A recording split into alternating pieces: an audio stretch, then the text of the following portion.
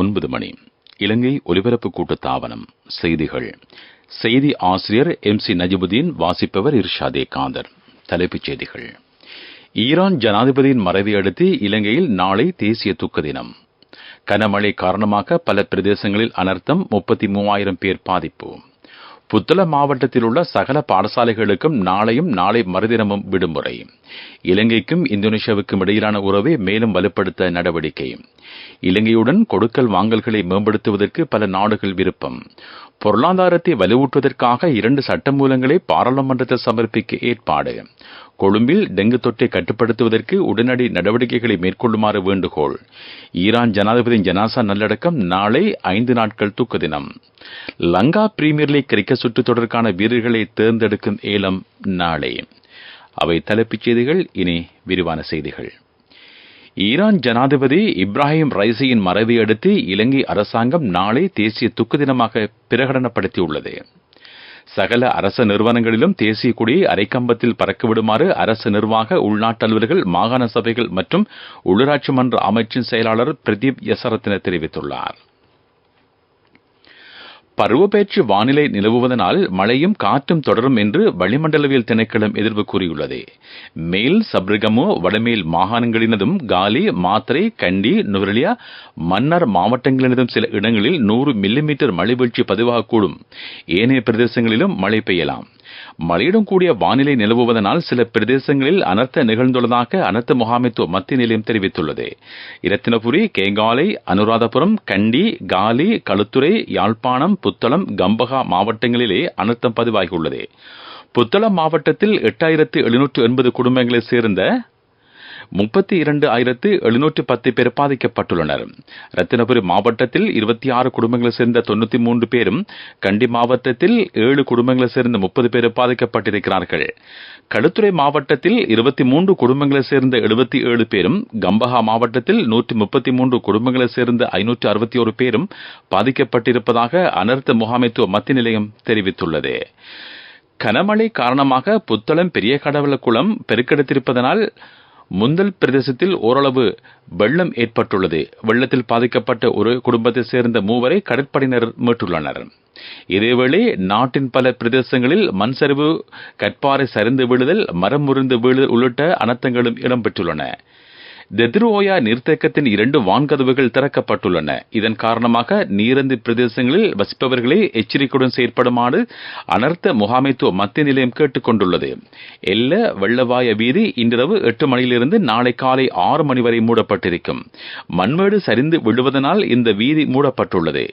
இதேவேளை புத்தளம் மாவட்டத்தில் உள்ள சகல பாடசாலைகளுக்கும் நாளையும் நாளை மறுதினமும் விடுமுறை வழங்கப்பட்டுள்ளது. ஜனாதிபதி ரணில் விக்ரமசிங்கவிற்கும் இந்தோனேஷிய ஜனாதிபதி ஜோகோ விடோடோவிற்கும் இடையிலான சந்திப்பு இன்று நடைபெற்றது. 2 நாடுகளுக்கும் இடையிலான வரலாற்று முக்கியத்துவம் வாய்ந்த உறவை தொடர்ந்தும் பலப்படுத்துவதற்கு 2 தலைவர்களும் உறுதி பூண்டுள்ளனர்.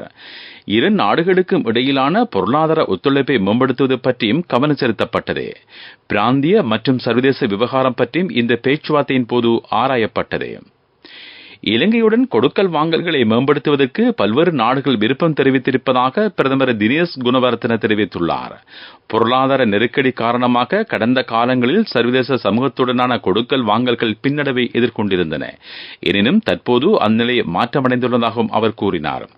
கண்டி பூஜா பிட்டேவில் இன்று நடைபெற்ற நிகழ்வொன்றில் பங்கேற்ற போதே பிரதமர் இந்த விடயத்தை தெரிவித்தார். இலங்கை மாத்திரமன்றி வளர்ச்சியடைந்த நாடுகளும் பொருளாதார ரீதியில் பின்னடைவை எதிர்கொண்டதாகவும் பிரதமர் குறிப்பிட்டார். நீங்கள் கேட்டுக்கொண்டிருப்பது இலங்கை ஒலிபரப்பு கூட்டுத்தாபனத்தின் செய்திகள்.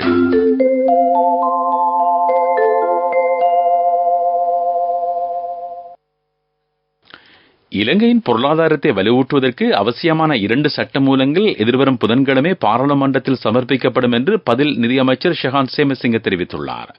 பொருளாதார பரிமாற்ற சட்டமூலம் மற்றும் அரச நிதி முகாமைத்துவ சட்டமூலம் என்பனவே பாராளுமன்றத்தில் சமர்ப்பிக்கப்பட உள்ளதாக அவர் கூறினார். ஜனாதிபதி ஊடக மத்திய நிலையத்தில் இன்று நடைபெற்ற ஊடகவியலாளர் சந்திப்பிலே பதில் நிதியமைச்சர் இந்த விடயத்தை தெரிவித்தார். ஜனாதிபதி ரணில் விக்ரமசிங்கவின் கருத்தின்படி இந்த சட்டமூலங்களை சமர்ப்பிக்கப்பட உள்ளன. வீழ்ச்சியடைந்த பொருளாதாரம் தற்போது ஸ்திரத்தன்மைக்கு கொண்டு வரப்பட்டுள்ளது. இந்த நிலை பேணப்பட வேண்டும் என்றும் பதில் நிதியமைச்சர் குறிப்பிட்டார். இலங்கை போலீஸ் திணைக்களத்தின் ஊடகப் பிரிவின் பதில் பணிப்பாளராக உதவி போலீஸ் அத்தியட்சர் WM மினோரசனர் இன்று கடமை ஆரம்பித்தார். போலீஸ் ஆணைக்குழுவின் அனுமதிக்கு அமைவாக போலீஸ் மா அதிபர் தேசபந்து தென்னகோன் இந்த நியமனத்தை வழங்கியுள்ளார். அரசியலமைப்பின் பிரகாரம் இந்த வருடம் ஜனாதிபதி தேர்தல் நடைபெறும் என்று தொழிற்சங்கங்கள் தொடர்பான ஜனாதிபதியின் பணிப்பாளர் நாயம் சமன் ரத்னபிரிய தெரிவித்துள்ளார். இதுபற்றி ஜனாதிபதி தெரிவித்திருப்பதாகவும் சமன் ரத்னபிரிய கூறினார். ஐக்கிய தேசிய கட்சியின் தலைமையகமான சிறிகொத்தாவில் இன்று நடைபெற்ற ஊடகவியலாளர் சந்திப்பின் போது அவர் இந்த விடயத்தை தெரிவித்தார். இலங்கையின் பொருளாதாரம் தற்போது மீண்டு வருகிறது. இந்த நிலைமையை தொடர்ந்து முன்னெடுத்து செல்வதாயின் ஜனாதிபதி ரணில் விக்ரமசிங்கவுக்கு ஆதரவு வழங்க வேண்டும் என்றும் அவர் கேட்டுக் கொண்டார். மழையுடன் கூடிய வானிலை நிலவுவதனால் கொழும்பில் டெங்கு தொற்றை கட்டுப்படுத்துவதற்கு உடனடி நடவடிக்கைகளை மேற்கொள்ளுமாறு ஜனாதிபதியின் சிரேஷ்ட ஆலோசகரும் ஜனாதிபதி பணிக்குழாத்தின் பிரதானியுமான சாகல ரத்நாயக்க அதிகாரிகளுக்கு பணிப்புரை விடுத்துள்ளார். எதிர்வரும் 26ஆம் தேதியிலிருந்து ஜூன் மாதம் 1ஆம் தேதி வரையான டெங்கு ஒழிப்பு வாரத்தில் கல்வி அமைச்சின் ஊடாக பாடசாலை மாணவர்கள் மற்றும் பெற்றோரை இதுபற்றி தெளிவுபடுத்தும் நிகழ்ச்சி திட்டத்தை முன்னெடுக்குமாறும் அவர் ஆலோசனை வழங்கியிருக்கிறார். அரசு நிறுவனங்கள், சமயஸ்தலங்கள் மற்றும் புதிதாக நிர்மாணிக்கப்பட்டிருக்கும் கட்டிடங்களில் டெங்கு தொற்றை கட்டுப்படுத்துவதற்கு நடவடிக்கை மேற்கொள்ள வேண்டும். இந்த விடயத்தில் பராமுகமாக செயற்படுவர்களுக்கு எதிராக சட்ட நடவடிக்கை மேற்கொள்ளுமாறும் அவர் சம்பந்தப்பட்ட பிரிவுகளுக்கு அறிவுறுத்தல் வழங்கியுள்ளார். டெங்கு தொற்றை கட்டுப்படுத்தும் வேலைத்திட்டம் சம்பந்தமான மீளாய்வு கூட்டம் ஜனாதிபதி அலுவலகத்தில் இன்று இடம்பெற்றது. இதன்போது சாகல ரத்நாயக்க இந்த விடயங்களை குறிப்பிட்டார்.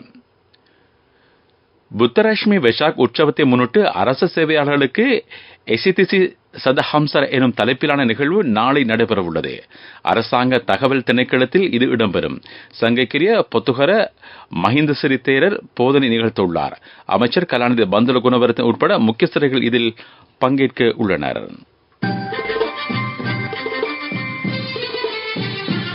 பிரதான செய்தி வழங்குவோர் ஒவ்வொரு வீட்டிலும் இருக்க வேண்டிய வீட்டு வைத்தியர் சித்தாலேப.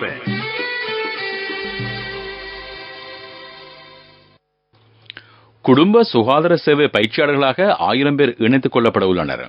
இவர்களுக்கான நியமன கடிதம் நாளை வழங்கப்படும். இந்த நிகழ்வு அலரி மாளிகையில் நடைபெறும். அமைச்சர் டாக்டர் ரமேஷ் பத்திரன் உள்ளிட்ட முக்கியஸ்தர்கள் இதில் பங்கேற்க உள்ளனர்.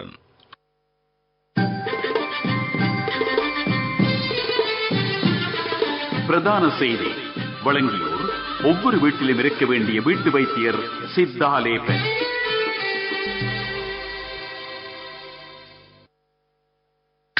உங்கள் கவனத்திற்கு நாட்டில் சீரற்ற வானிலை நிலவுவதனால் அதிவேக நெடுஞ்சாலையில் பயணிக்கும் சாரதிகள் மணிக்கு 60 கிலோமீட்டர் வேகத்தில் வாகனத்தை செலுத்துமாறு கேட்டுக் கொள்ளப்பட்டுள்ளனர்.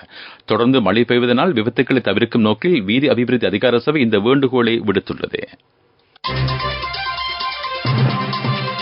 உலகச் செய்திகள்.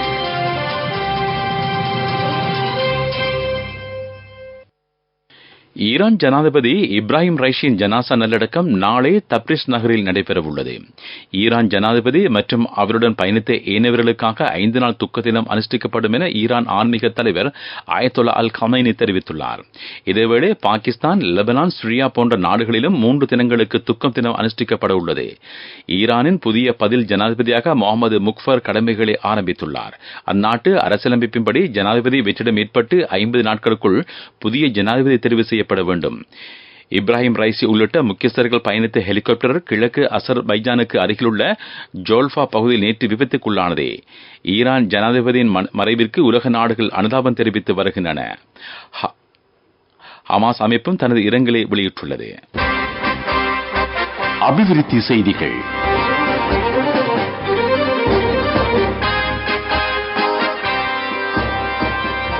நாடாளுமன்ற இறுதியில் உரிமைய வேலைத்திட்டத்தை துரிதப்படுத்த நடவடிக்கை எடுக்கப்பட்டுள்ளதாக நகர அபிவிருத்தி மற்றும் வீடமைப்பு அமைச்சர் பிரசன்ன ரணதுங்க தெரிவித்துள்ளார். குறித்த செயற்திட்டத்தின் கீழ் இந்த வருடம் நிறைவடைவதற்கு முன்னர் 20 லட்சம் உறுதிப்பத்திரங்களை வழங்க முடியும் என்றும் அமைச்சர் நம்பிக்கை தெரிவித்துள்ளார். விளையாட்டுச் செய்திகள். லங்கா பிரீமியர் லீக் கிரிக்கெட் சுற்றுத் தொடருக்கான வீரர்களை தேர்ந்தெடுப்பதற்கான ஏலம் கொழும்பில் நாளை நடைபெறவுள்ளது. உள்நாட்டு மற்றும் வெளிநாட்டு வீரர்கள் 420 பேர் இதற்காக பெயரிடப்பட்டுள்ளனர்.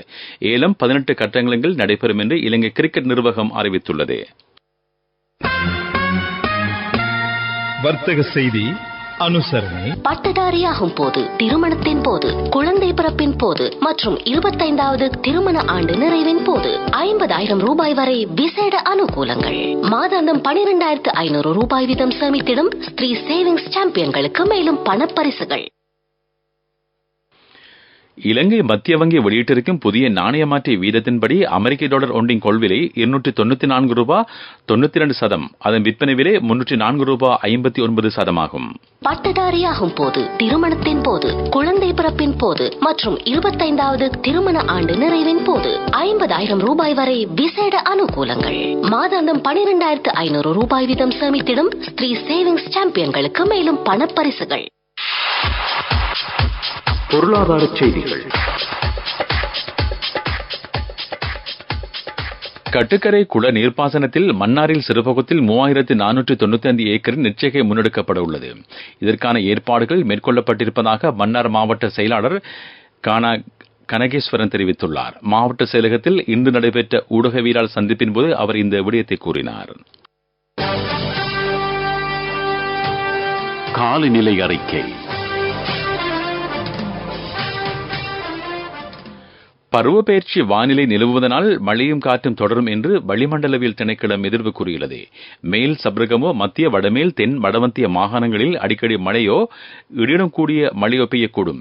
மேல் சப்ரகமோ வடமேல் மாகாணங்களிலும் காலி, மாத்தறை, கண்டி, நுவரெலியா, மன்னார் மாவட்டங்களிலும் சில இடங்களில் 100 மில்லிமீட்டர் மழை வீழ்ச்சி பதிவாகக்கூடும். நாடளாவிய ரீதியில் காற்று மணிக்கு 30 முதல் 40 கிலோமீட்டர் வேகத்தில் வீசக்கூடும் என்று திணைக்களம் விடுத்திருக்கும் அறிக்கையில் குறிப்பிடப்பட்டுள்ளது. மீண்டும் தலைப்புச் செய்திகள். ஈரான் ஜனாதிபதியின் மறைவை அடுத்து இலங்கையில் நாளை தேசிய துக்க தினம். கனமழை காரணமாக பல பிரதேசங்களில் அனர்த்தம், 33,000 பேர் பாதிப்பு. புத்தளம் மாவட்டத்தில் உள்ள சகல பாடசாலைகளுக்கும் நாளையும் நாளை மறுதினமும் விடுமுறை. இலங்கைக்கும் இந்தோனேஷியாவுக்கும் இடையிலான உறவை மேலும் வலுப்படுத்த நடவடிக்கை. இலங்கையுடன் கொடுக்கல் வாங்கல்களை மேம்படுத்துவதற்கு பல நாடுகள் விருப்பம். பொருளாதாரத்தை வலுவூட்டுவதற்காக 2 சட்டமூலங்களை பாராளுமன்றத்தில் சமர்ப்பிக்க ஏற்பாடு. கொழும்பில் டெங்கு தொற்றை கட்டுப்படுத்துவதற்கு உடனடி நடவடிக்கைகளை மேற்கொள்ளுமாறு வேண்டுகோள். ஈரான் ஜனாதிபதியின் ஜனாசா நல்லடக்கம் நாளை 5 நாட்கள் துக்க தினம். லங்கா பிரீமியர் லீக் கிரிக்கெட் சுற்றுத்தொடருக்கான வீரர்களை தேர்ந்தெடுக்கும் ஏலம் நாளை. இத்துடன் இலங்கை ஒலிபரப்பு கூட்டுத்தாபனத்தின் பிரதான செய்தி அறிக்கை நிறைவு பெறுகிறது. எமது அடுத்த பிரதான செய்தி அறிக்கை நாளை காலை 6 மணிக்கு எதிர்பாருங்கள்.